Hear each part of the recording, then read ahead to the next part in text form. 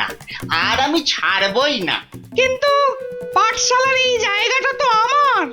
এ মামা বাড়ি আর কি, জায়গাটা আমার। হ্যাঁ, দলিল কোথায়? হ্যাঁ বলি, দলিল কোথায়? দলিল তো তোমার কাছেই আছে, তোমার নামে। হ্যাঁ হ্যাঁ হ্যাঁ, তুমি নাকি পণ্ডিত? তা কোথা থেকে পণ্ডিতি পাশ করেছো শুনি? কেন কেন? দলিল দলিল আমার কাছে, আমার নামে, আর তুমি বলছো জায়গাটা তোমার। বাবা বাবা বাবা বাহ বাহ। বাহ, সেই রকমই তো কথা হয়েছিল। আমি তো কবেই বলেছিলাম দলিলের নামটা পাল্টে আমার নাম বসিয়ে আমাকে দিয়ে দিতে। তুমি তো এলাং থেলাং করে কাজটা করনি। ওসব গল্প কবিতা অন্য জায়গায় শুনিও পণ্ডিত। মোদ্দা কথা হলো, কাল থেকে এই জায়গায় তোমার পাঠশালা বন্ধ করো। সে কি? তাহলে তাহলে এতগুলো বাচ্চার পড়াশোনার কি হবে? ওরে বাবা, পড়াশোনা পড়াশোনা তা পড়াশোনা শিখে কে বড় মানুষ হয়েছে কবে? হ্যাঁ, তার থেকে ওদের ব্যবসা করতে শেখাও না, জীবনে দাঁড়াতে পারবে, বুঝেছ? কিন্তু কিন্তু তাহলে এই জায়গাটার জন্য তোমাকে যে 5,000 টাকা দিয়েছিলাম তার কি হবে? হ্যাঁ, আবার গল্প শোনাচ্ছ তো পণ্ডিত? কি বলছোটা কি? তার মানে আমার 5,000 টাকার কোনো দাম নেই তোমার কাছে? কোনোদিনও দেখিনি তোমার টাকা, তার আবার দাম। যাও যাও, এখান থেকে কেটে পড়ো তো। দলিল আমার নামে, দলিল আমার কাছে, এই জায়গাটাও তাই এখন থেকে আমার। এখন কি যে করি? এদিকে 5,000 টাকা জলে চলে গেল, আবার কাল থেকে পাঠশালা নেই, মানে বাচ্চাগুলোর পড়াশোনাই বন্ধ। না, মাথাটা মনে হচ্ছে খারাপই হয়ে যাবে।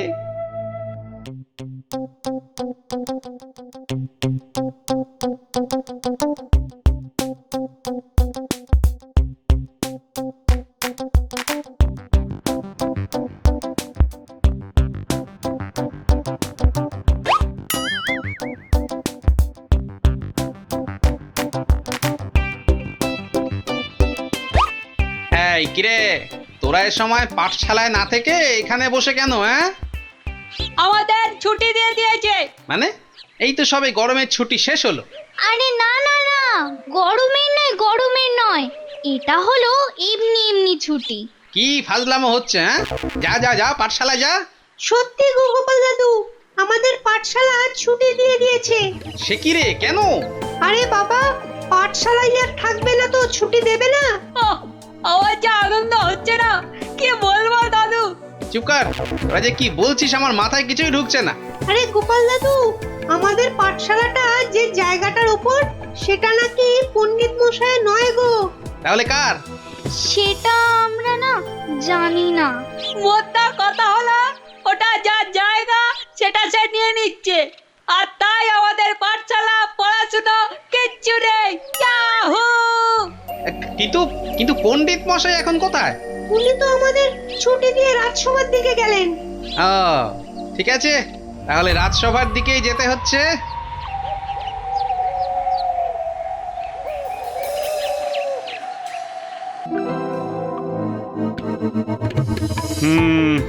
না হে পণ্ডিত, এখানে আমার কিছুই করার নেই। কিন্তু মহারাজ, আপনি আমার কথা বিশ্বাস করুন, আমি দোকানি দনাদন দামকে 5,000 টাকা দিয়েছিলাম জমিটার জন্যে। তুমি যে মিথ্যে বলছো না সেটা আমি জানি, কিন্তু তাহলে আবার কিসের কিন্তু মহারাজ? একটা অসভ্য অসৎ লোক আপনার সভার পণ্ডিতকে ঠকাচ্ছে, তবু আপনি কিছু করবেন না মহারাজ? গোপালের আবার পরোপকার করার ইচ্ছে যেন উথলে উথলে উঠছে। তা নয় গোপাল, দনাদন দাম যে লোক খুব খারাপ সেটা আমি জানি, কিন্তু জমিটার দলিল কিংবা দলিলের নাম কোনোটাতেই তো পণ্ডিতের নাম নেই। তা বলে দনাদন পণ্ডিত মশাইকে ঠকিয়ে চলে যাবে? মহারাজ তো ঠিক কথাই বলেছেন গোপাল, আমাদের হাত পা এখানে বাঁধা। তাহলে মহারাজ আমাকে আদেশ করুন, আমি দেখি কোনো একটা ব্যবস্থা করতে পারি কিনা। কিন্তু ওই দোকানি দনাদন দাম কিন্তু খুব চালাক আর বদমাইশ লোক। তাতে কি, আমাদের গোপাল কি কম চালাক নাকি? হ্যাঁ, আর গোপাল যখন নিজে দায়িত্ব নিতে চাইছে, তখন আর আপনার আপত্তির কি থাকতে পারে? হ্যাঁ, তাই তো মহারাজ, আপনি আমাকে আদেশ করুন।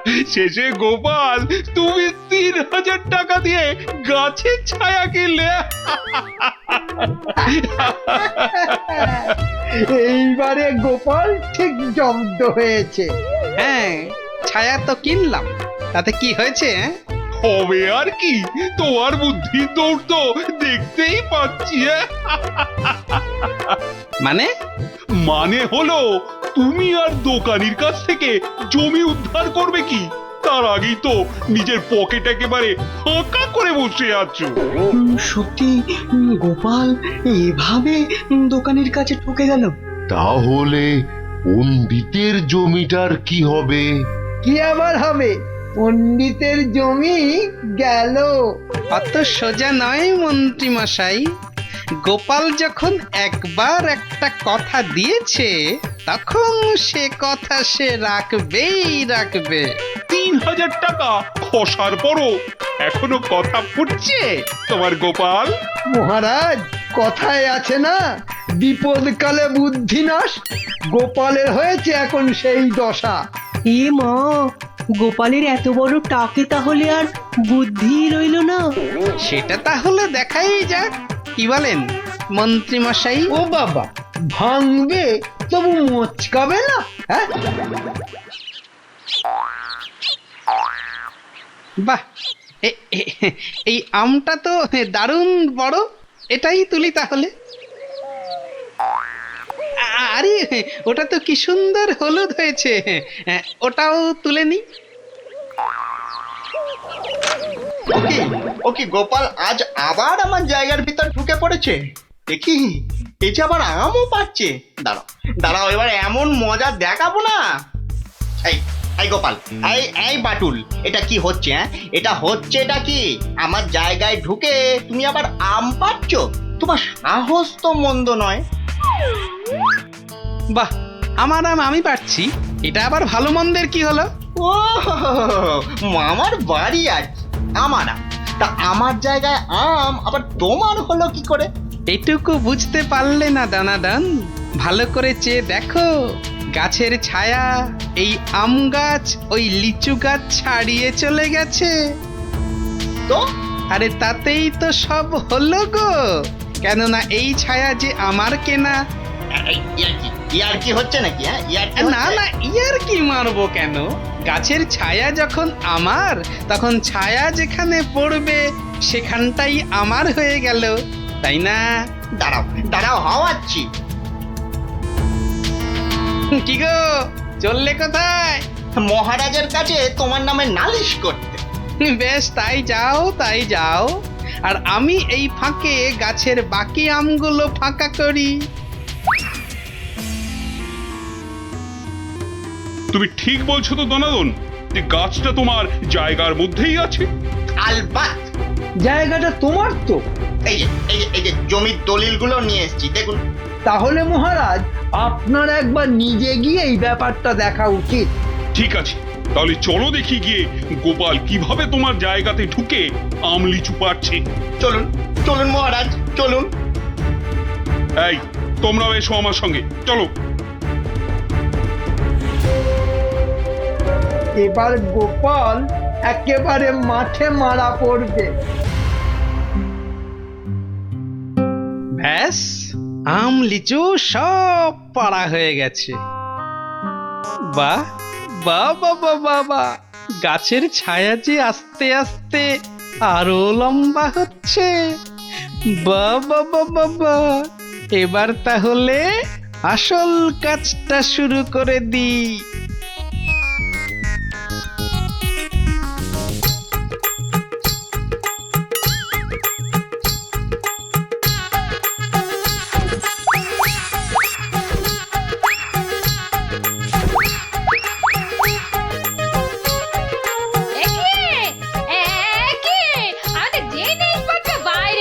কেননা এখন আর এটা তোমাদের ঘর নেই বলে। ভালো করে চেয়ে দেখো, চেয়ে দেখো, গাছের ছায়া এই ঘরে ঢুকে পড়েছে। তাতে কি? আরে তাতেই তো সব। যা যা যা, বাইরে যা।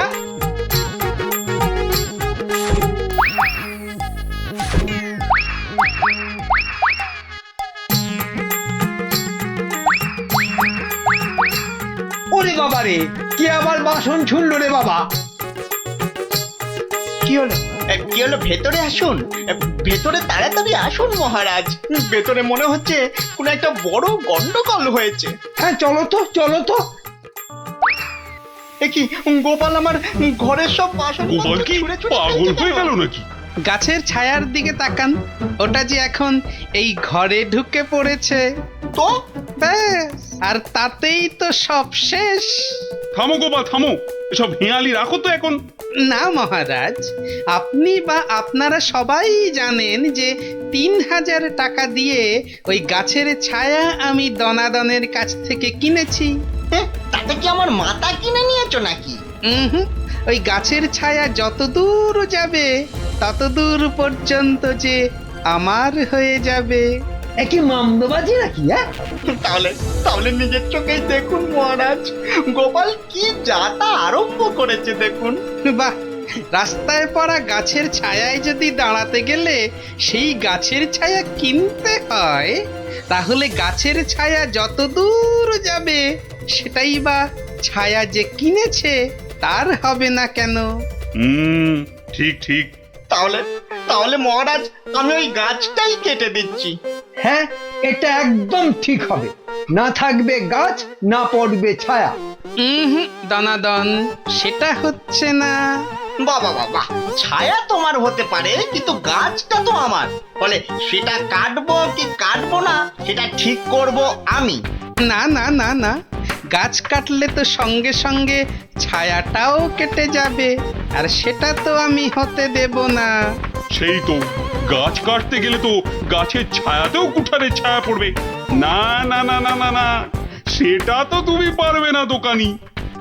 তাহলে তাহলে আর কি, এখন তোমাকে এই জায়গা ছাড়তে হবে। ও গোপাল, এভাবে আমাকে ভিটে ছাড়া করো না গোপাল। আমি কোথায় গিয়ে দাঁড়াবো বলো তো? হতে পারে যদি তুমি পণ্ডিতের পাঠশালার জায়গাটা ফিরিয়ে দাও, আর পণ্ডিতের নাম তোমার সঙ্গে ওই দলিলে ঢুকিয়ে দাও। বেশ বেশ বেশ বেশ তাই হবে। ও হ্যাঁ, আমার ৩,০০০ টাকাও ফেরত দিও। তুমি যেমনটা বলবে ঠিক তেমনটাই হবে। ধন্য গোপাল ধন্য, তোমার বুদ্ধির সত্যি কোনো জবাব নেই। একটা বাঁটুলটা এবারেও ফসকে গেল।